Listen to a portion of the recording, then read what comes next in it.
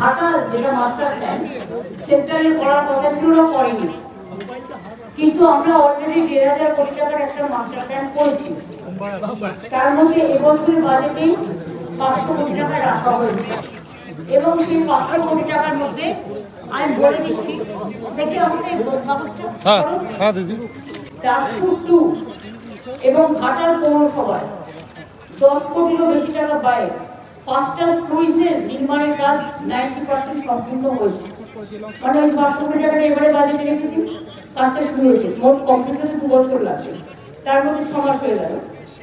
ঘাটাল পৌরসভা এলাকায় 60 কোটি টাকা ব্যয়ে 2টো পাম্প হাউসের জন্য ওয়ার্ক অর্ডারও জারি করা হয়েছে। বর্ষার পরে কাজ শুরু হবে। 19 কিলোমিটার দীর্ঘ পলাশপাড় খাল খননের কাজ এবছর মে মাসে শেষ হয়েছে।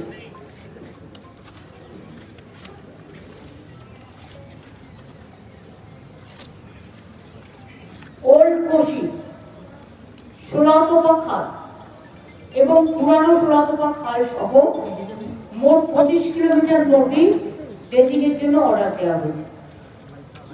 অন্যান্য নদী ও ড্রেজিং ও টেন্ডার প্রক্রিয়া সম্পূর্ণ হয়েছে, চূড়ান্ত পর্যায়ে।